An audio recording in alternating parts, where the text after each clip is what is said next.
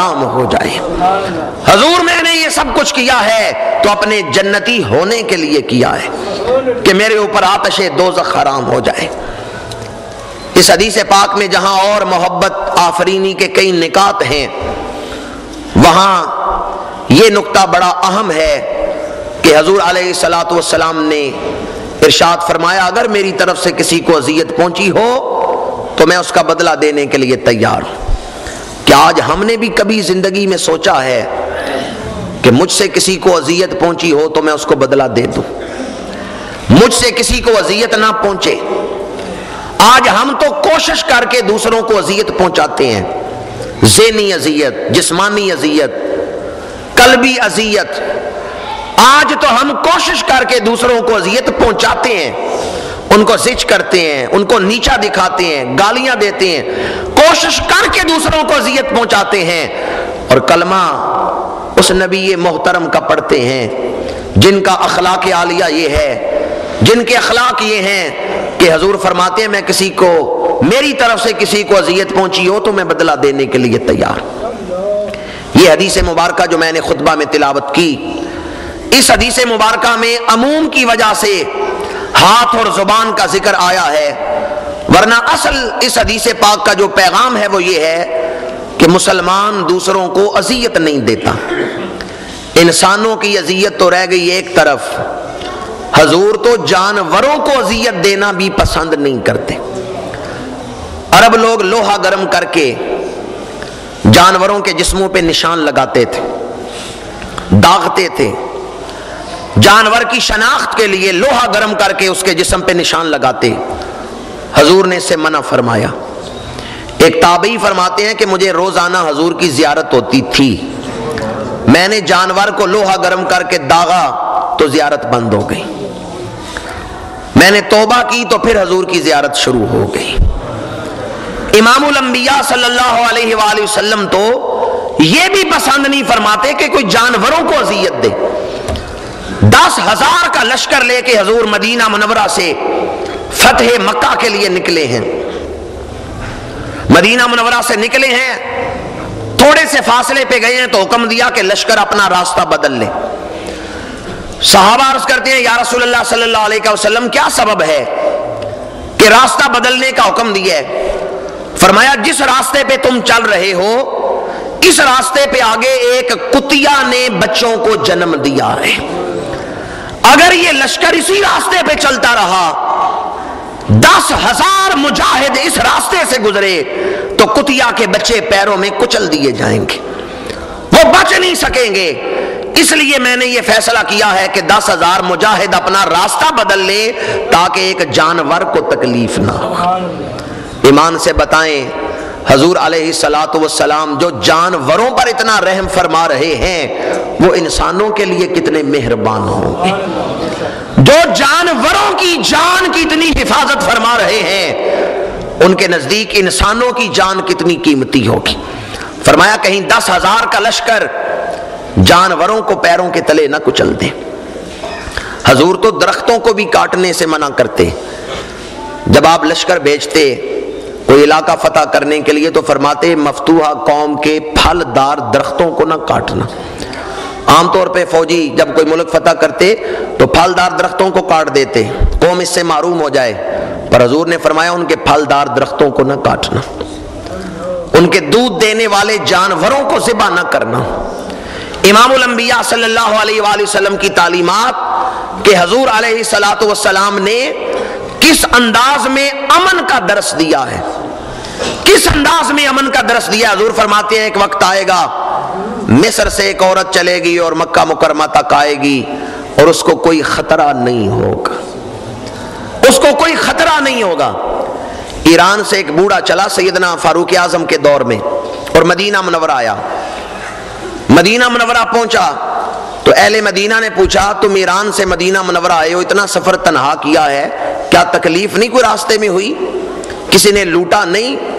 اس نے کہا یہ سارا راستہ مسلمانوں کے شہر تھے، میں جس شہر میں بھی گیا ہوں بوڑھا ہونے کی وجہ سے انہوں نے مجھے عزت ہی دی ہے، میرے سفید بالوں کا حیا کیا ہے، اور اپنے شہر سے دور تک مجھے چھوڑنے آئے ہیں، میرے ساتھ سفر کیا ہے، میں اسلام کی عظمت کو سلام کرتا ہوں جس نے بوڑھوں کو یہ عزت بخشی ہے، جس نے بوڑھوں کے لیے بھی ایک عزت اور مقام رکھا ہے۔ یہ 9 مسلم لوگ تھے ایرانی، ایک بوڑھا آیا مدینہ منورہ اور اسلام کی عظمت اور شان کو بیان کر رہا ہے۔ تو امام الانبیاء صلی اللہ علیہ وآلہ وسلم کی تعلیمات معاشرے میں امن کو پیدا کرتی۔ فرمایا المسلم من سالم المسلمون من لسانہ و یدہ۔ اس حدیث مبارکہ پہ ایک اعتراض یہ کیا جاتا ہے کہ حدیث میں لفظ ہے مسلمون، مسلمان وہ ہے جس کے ہاتھ اور زبان سے دوسرے مسلمان محفوظ رہیں، تو غیر مسلموں کی حفاظت تو نہیں ہے، صرف مسلمانوں کا لفظ ہے۔ تو کیا غیر مسلموں کو اذیت دی جا سکتی ہے بغیر کسی سبب کے؟ تو یاد رکھیں یہ جو مسلمون کا لفظ آیا ہے اس میں سارے مسلمون بھی شامل نہیں، کچھ صورتیں اس سے مستثنا ہیں۔ مثلا ایک آدمی زنا کرتا ہے، جرم ثابت ہو جاتا ہے، اسلامی عدالت اس کو 100 کوڑے مارنے کا حکم دیتی ہے، تو جو جلاد ہے وہ بھی مسلمان ہے، وہ 100 کوڑے مارے گا تو جس مجرم کو 100 کوڑے لگیں گے اس کو اذیت تو ہوگی۔ اب یہ کوڑے مارنے والا کہے کہ میں کوڑے نہیں مار سکتا چونکہ المسلم من سالم المسلمون من لسانہ و یدہ، تو یہ صورت مستثنا ہے۔ جب جرم کی سزا کے طور پہ کسی کو مارا جا رہا ہو، سزا دی جا رہی ہو، تو وہ صورت مستثنا ہے۔ اس صورت میں آپ کسی کو مار سکتے ہیں چونکہ یہ اس کے جرم کی سزا ہے۔ کسی چور کا ہاتھ کاٹا جا رہا ہے، چوری ثابت ہو گئی ہے، اس نے اقرار کر لیا ہے، اسلامی عدالت نے ہاتھ کاٹنے کا حکم دیا ہے۔ اب جو ہاتھ کاٹنے والا ہے وہ بھی مسلمان ہے، تو وہ کہ میں ہاتھ کیسے کاٹوں؟ حدیث نے تو منع کیا ہے کہ مسلمان کے ہاتھ سے دوسرے کو اذیت نہیں پہنچتی۔ تو یہ جو وہ سزا دے رہا ہے یہ شرعی حکم کے مطابق ہی دے رہا ہے، اس لیے اب وہ حدود و تعزیرات میں جو سزا وہ دے گا وہ صورت اس حدیث سے مستثنا ہے۔ جس طرح وہ صورت اس حدیث سے مستثنا ہے، اسی طرح غیر مسلموں کے جو احکام ہیں وہ بھی مستثنا ہیں۔ ایک استثنائی حکم ہے ان کے لیے، اور ان کے لیے حکم کیا ہے کہ وہ غیر مسلم جو مسلمانوں سے لڑتے ہیں، جھگڑتے ہیں، جنگ کرتے ہیں، ان کو تو جواب دیا جائے گا، اسلام کی حفاظت کی جائے گی، اور وہ جو ذمی بن کے اسلامی ملک میں رہتے ہیں، اسلامی حکومت کو قبول کر کے ذمی بن کے رہتے ہیں، ان کے جان اور مال کا اسلام محافظ ہے۔ اسلام ان کی جان اور مال دونوں کی حفاظت کو اپنے ذمے لیتا ہے۔ یہ نہیں کہ اگر کوئی غیر مسلم ہمارے ملک میں رہے تو ان کی جان و مال مباح ہو گئے، ہم ان کو لوٹ سکتے ہیں، نہیں۔ ہمارے ملک میں، اسلامی ملک میں جو غیر مسلم پناہ لے کے رہیں، اسلامی حکومت پہ لازم ہے ان غیر مسلموں کی جان و مال کی حفاظت۔ پاکستان کے پرچم میں 2 رنگ ہیں، سبز اور سفید۔ جب پرچم کشائی کے لیے پرچم لپیٹا جاتا ہے تو اس انداز میں لپیٹا جاتا ہے کہ جو سفید رنگ ہے وہ اندر آتا ہے اور سبز رنگ چاروں طرف سے اس کو گھیر لیتا ہے۔ جب پرچم کشائی کے لیے اس کو لپیٹتے ہیں تو اس انداز میں لپیٹتے ہیں کہ سفید رنگ اندر آتا ہے اور سبز کپڑا جو ہے وہ اس کو چاروں طرف سے گھیر لیتا ہے۔ یہ سفید رنگ جو ہے یہ امن کا پیغام ہے، اور اس چیز کا پیغام ہے کہ غیر مسلموں کی حفاظت ہم اپنی جان سے بڑھ کے کریں گے۔ اگر کوئی ذمی اسلامی ملک میں رہتا ہے تو اس کی جان و مال کی حفاظت بھی مسلمانوں پر لازم ہے۔ اور حدیث مبارکہ حضور نے فرمایا اگر کوئی مسلمان کسی ذمی کو قتل کرے تو قیامت کے دن میں اس ذمی کی طرف سے مسلمان کا گریبان پکڑوں گا کہ تو نے اس ذمی کو کیوں قتل کیا۔ تو اس حدیث مبارکہ سے غیر مسلموں کی جان و مال کی حفاظت کا بھی درس ملتا ہے۔ تو جس طرح میں نے پہلے کہا کہ حضور تو جانوروں کی جان و مال کی حفاظت فرماتے ہیں، بغیر مقصد کے انہیں بھی ذبح کرنے کی اجازت نہیں دیتے، تو ایمان سے بتائیں جو جانوروں کی جان کی حفاظت کر رہے ہوں ان کے نزدیک انسانی جان کی حفاظت کتنی ہوگی۔ حضور نے احترام آدمیت پیدا کی ہے، احترام انسانیت پیدا کیا ہے۔ آج ہمارے ہاں احترام آدمیت اور احترام انسانیت گھٹ گیا ہے۔ ہمارے ہاں تو اپنے مسلمان بھائیوں کی عزت کو بھی مباح سمجھ لیا گیا ہے اور اس کی بھی کوئی قدر نہیں رہ گئی۔ بڑی ہی قابل غور بات ہے جو اس حدیث مبارکہ کی روشنی میں اب میں آپ کے سامنے عقیدے کے اعتبار سے بیان کرنے لگا ہوں۔ فرمایا مسلمان وہ ہے جس کے ہاتھ اور زبان سے دوسرے مسلمان محفوظ رہیں۔ کون محفوظ رہیں؟ ایمان سے بتائیں، جس کی زبان سے نبی محفوظ نہ ہو، جس کی زبان سے ولی محفوظ نہ ہو، وہ کیسا مسلمان ہوگا؟ اگر آپ اپنی زبان سے کسی مسلمان کو اذیت دیتے ہیں تو گناہگار ہیں، لیکن اگر اپنی زبان سے اللہ کے نبی کو اذیت دیتے ہیں تو پھر کافر ہو جائیں گے، پھر اسلام ہی ختم ہو جائے گا۔ یہ دو الگ حکم ہیں جن کو پیش نظر رکھنا ضروری ہے۔ اگر اپنی زبان سے کسی مسلمان کو اذیت دی ہے تو پھر آپ گناہگار ہیں، لیکن اگر زبان سے اللہ کے رسول کو تکلیف پہنچائی ہے، اللہ کے رسول کو اذیت دی ہے، تو قرآن کہتا ہے ان الذین یعصون اللہ ورسولہ لعنہم اللہ فی الدنیا والآخرہ۔ جس نے اللہ کے رسول کو اذیت دی ہے، دنیا میں بھی اس پہ اللہ کی لعنت ہے، آخرت میں بھی اللہ کی لعنت ہے، اس پہ اللہ کی پھٹکار ہے، اللہ کی لعنت ہے، اور جس پہ اللہ پھٹکار بیچتا ہے پھر اسے مرتے دم کلمہ نصیب نہیں ہوتا۔ اس لیے جو اللہ کے رسول کو اذیت دے گا، چاہے زبان سے کوئی لفظ ایسا بولے جس سے اللہ کے رسول کو اذیت ہو، تو اذیت دینے والے کا اپنا ایمان ہی ختم ہو جاتا ہے۔ آج زبانیں کھل گئیں، نہ نبیوں کا حیا رہا نہ ولیوں کا حیا رہا۔ بعض لوگ اولیاء اللہ کے خلاف زبان چلاتے ہیں، اولیاء اللہ کی شان کو گھٹانے کے لیے۔ پر حدیث قدسی ہے، بخاری شریف میں حدیث ہے، من عاد لی ولیا فقد آذنتہ بالحرب۔ حدیث قدسی اللہ تعالیٰ کا فرمان ہے، حضور بیان فرما رہے ہیں، فرمایا میرے رب کا ارشاد گرامی ہے، من عاد لی ولیا فقد آذنتہ بالحرب۔ جس نے میرے ولی کو اذیت دی، میں اس کے ساتھ اعلان جنگ کرتا ہوں۔ اس لیے ولیوں کے متعلق زبان کھولنے سے پہلے بھی احتیاط سے کام لینا کہ کہیں کوئی ایسا لفظ نہ نکلے جس سے شان ولایت گھٹتی ہو، جس سے ولیوں کو اذیت پہنچتی ہو۔ اس لیے کہ اللہ نے فرمایا ہے جو میرے ولیوں کو اذیت دیتا ہے میں رب سے اعلان جنگ کر رہا ہوں۔ یہ ولیوں کو اذیت دینا بھی براہ راست اللہ سے اعلان جنگ ہے۔ اور آج کل اولیاء اللہ کے حوالے سے بھی لوگ احتیاط نہیں کرتے، ولی کیا دے سکتے ہیں، ولیوں کے آستانے پہ کیا لینے جاتے ہو، اور اللہ والوں کے الفاظ، ان کے اسماء مبارکہ کو بھی بگاڑ کے معاذ اللہ بعض گستاخ اور بے ادب لیتے ہیں۔ جس کی زبان سے ولی اور نبی محفوظ نہ ہو، اس کے ایمان کی کیا کیفیت ہوگی؟ جو انبیاء کو اذیت دے گا اس کا تو ایمان ہی ختم ہو جائے گا۔ بعض نے اپنی کتابوں میں لکھا، ایسے الفاظ لکھے جو اللہ کے رسول کو اذیت دینے والے ہیں۔ کوئی کلمہ گو کیسا کلمہ گو ہو سکتا ہے جو ایسی کتابیں لکھے جس سے اللہ کے رسول کو اذیت پہنچے؟ اوضاح البراہین میں محمد بن عبد الوہاب نجدی، اس کا قول ہے، محمد بن عبد الوہاب نجدی کہتا ہے کہ اگر میرا بس چلے تو میں حضور کے گنبد خضرا کو گرا دوں، حضور کے روضہ مبارکہ کو گنبد خضرا کو گرا دوں۔ جنت البقیع میں کئی گنبد بنے ہوئے تھے، مزارات تعمیر تھے، وہ انہوں نے گرائے ہیں۔ امہات المومنین کے مزارات پر گنبد بنے ہوئے تھے، حضرت سیدہ فاطمہ الزہرا رضی اللہ تعالیٰ عنہ کے مزار انور پہ گنبد بنا ہوا تو اس کو گرایا ہے۔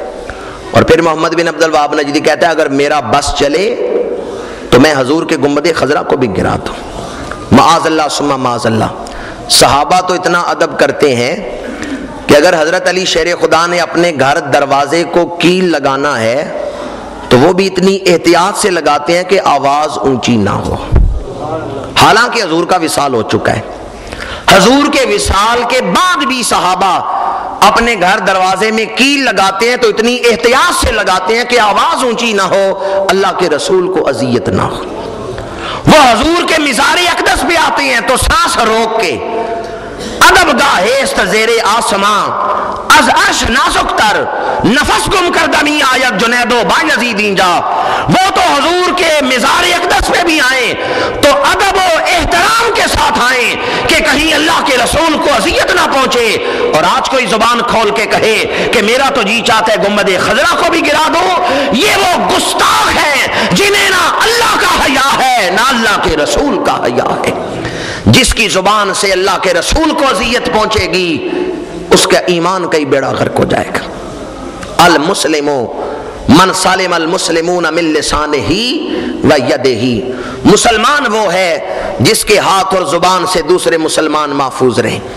بخاری شریف کی حدیث ہے، ایک صحابی عرض کرتے ہیں یا رسول اللہ صلی اللہ علیہ وسلم اسلام کی اچھی خصلت کیا ہے؟ اب میں اس حدیث مبارکہ کا نچوڑ آپ کے سامنے بیان کر رہا ہوں، پیغام آپ تک پہنچا رہا ہوں جو کہ بڑا ہی ضروری ہے اس فتنہ پرور دور میں اور نفسا نفسی کے دور میں. یا رسول اللہ کس کا اسلام زیادہ اچھا ہے، یعنی اسلام کی کون سی خصلت اچھی ہے، مسلمان کون سا اچھا ہے؟ حضور فرماتے ہیں جو سلام میں پہل کرتا ہے. کوئی بھی ملے، وہ کسی مسلمان کو وہ پہچانتا ہو یا نہ پہچانتا ہو، وہ دوسرے مسلمانوں کو سلام کرے اور بھوکوں کو کھانا کھلائے. دو چیزوں کا ذکر کیا، سلام کرے اور بھوکوں کو کھانا کھلائے. سلام کرنا ہے تو زبان سے، کھانا کھلانا ہے تو ہاتھوں سے. تو ایک حدیث میں فرمایا مسلمان وہ ہے جس کے ہاتھ اور زبان سے دوسروں کو اذیت نہیں پہنچتی. اس حدیث میں فرمایا اچھا مسلمان وہ ہے جس کی زبان اور ہاتھ سے دوسروں کو نفع پہنچتا ہے، کہ وہ زبان سے سلام کرتا ہے، ہاتھ سے دوسروں کو کھانا کھلاتا ہے. تو گویا ان دونوں میں مطابقت یہ ہے کہ یہ ہاتھ، یہ زبان، یہ اعضاء، یہ اللہ تعالیٰ کی نعمت ہے اور اللہ تعالیٰ کی نعمت کو اس طرح استعمال کرنا چاہیے جس طرح اللہ تعالیٰ راضی ہوتا ہے. اللہ تعالیٰ کی نعمت کو اس طرح استعمال کرو جس طرح اللہ تعالیٰ نے حکم دیا ہے. یہ اعضاء دوسروں کو نقصان پہنچانے کے لیے نہیں بلکہ دوسروں کو نفع پہنچانے کے لیے استعمال کرو. ان اعضاء سے کسی کو فائدہ ہو، کسی کو نفع ہو، اذیت نہ پہنچے. مومن اپنے اعضاء کو نفع بخش بناتا ہے. خیر الناس من ینفع الناس. حضور نے فرمایا تم میں بہترین انسان وہ ہے جو دوسروں کو زیادہ نفع پہنچانے والا ہے. جو زیادہ نفع پہنچانے والا ہے وہ زیادہ بہتر انسان ہے. تو مسلمان اپنے اعضاء کو اذیت رساں نہیں بلکہ نفع بخش بناتا ہے. آج کل بہت سارے لوگ ایسے ہیں جو شریعت کے اس پہلو سے غافل ہیں اور اپنے نفس کے خواہشات کے مطابق زندگی بسر کر رہے ہیں. اس حوالے سے ان کی کوئی سوچ ہی نہیں کہ کل قیامت کے دن میں نے اپنی آنکھوں کا بھی حساب دینا ہے، اپنے کانوں کا بھی حساب دینا ہے، اپنی زبان کا بھی حساب دینا ہے، اپنے ہاتھوں کا بھی حساب دینا ہے. قیامت کے دن ہم نے اپنے اعضاء کا حساب دینا ہے کہ ان اعضاء سے ہم نے کیا کام لیے. سورہ یاسین میں ہے الیوم نختم علی افواہہم فتکلمنا ایدیہم وتشہد ارجلہم بما کانوا یکسبون. فرمایا قیامت کے دن ہم تمہارے منہوں پہ مہر لگا دیں گے، ہونٹ بند کر دیں گے اور ہاتھوں سے کہیں گے بول کے بتاؤ دنیا میں کیا کرتے رہے ہو. پیروں سے کہیں گے بول کے بتاؤ دنیا میں کیا کرتے رہے ہو. پھر ہاتھ بولیں گے، پیر بولیں گے. قیامت کے دن ہم نے اپنے اعضاء کا بھی حساب دینا ہے. اپنے اعضاء کو کن کن چیزوں کے حصول کے لیے استعمال کیا، کن مقاصد کے لیے استعمال کیا. اس لیے میں کہتا ہوں اللہ نے آنکھیں دی ہیں تو اس سے قرآن کی زیارت کریں. اللہ نے آنکھیں دی ہیں تو اس سے محبت کی نظر ماں باپ کے چہروں پہ ڈالیں. اللہ نے آنکھیں دی ہیں تو اس سے گنبد خضرا کی زیارت کریں. اللہ نے آنکھیں دی ہیں تو عبرت کی نگاہ ڈالیں، کائنات پہ عبرت کی نظر ڈالیں. اللہ نے آنکھیں دی ہیں تو آنکھوں سے اللہ تعالیٰ نے کائنات کے اندر جو اپنی قدرت کی نشانیاں رکھی ہیں ان کو دیکھیں. اللہ نے کان دیے ہیں تو ان سے نصیحت سنیں، ان سے قرآن کی تلاوت سنیں، ان سے واعظ و نصیحت سنیں۔ اللہ نے پیر دیے ہیں، انہیں نیکی کی طرف چلائیں۔ اللہ نے ہاتھ دیے ہیں تو ان سے نیکی کے کام کریں۔ اللہ نے زبان دی ہے تو اس سے قرآن کی تلاوت کریں، اس سے حضور پہ درود پڑھیں، اس سے سچ بولیں، اس زبان سے نیکی کا پیغام دوسروں تک پہنچائیں۔ اگر آپ اپنے اعضاء کو ان کاموں میں صرف کرتے ہیں تو بڑی توجہ سے ایسا ایمان آفرین نقطہ بیان کر رہا ہوں جس سے سینہ روشن ہو جاتا ہے۔ حدیث قدسی اللہ تعالیٰ فرماتا ہے میرا بندہ نوافل کے ذریعے میرے قریب ہو جاتا ہے تو پھر آنکھیں اس کی ہوتی ہیں، دیکھنا میرا ہوتا ہے، پھر ہاتھ اس کے ہوتے ہیں، پکڑنا میرا ہوتا ہے، پھر کان اس بندے کے ہیں، سننا میرا ہوتا ہے۔ یہ کون سا مقام آ گیا کہ بندہ اپنے رب کے رنگ میں رنگا گیا ہے؟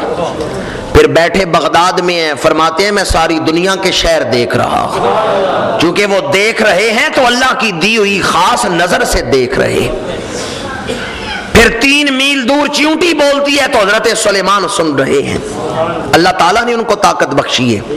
شان نبوت تو ورا الورا ہے، میں تو شان ولایت بیان کر رہا ہوں اس حوالے سے کہ ولی جب اللہ کے قریب ہو جاتا ہے تو آنکھیں اس کی ہیں، دیکھتا اللہ کے دیے ہوئے نور سے ہے، ہاتھ اس کے ہیں، پکڑتا اللہ کی دی ہوئی طاقت سے۔ یہ مقام اس وقت حاصل ہوگا جب ہم اعضاء کو، اپنے جسم کے ان اعضاء کو نیکیوں میں مصروف کریں اور گناہوں سے بچائیں۔ اگر اعضاء کو گناہوں سے بچائیں گے نہیں اور نیکیوں میں مصروف نہیں کریں گے تو پھر ان پہ شیطانیت، نجاست اور نحوست غالب رہے گی۔ اللہ تعالی ہمیں فکر آخرت عطا فرمائے، اس دور کے فتنوں سے بچائے، ہمارے اعضاء کو نفع بخش بنائے۔ آمین ثم آمین وما علینا الا البلاغ المبین۔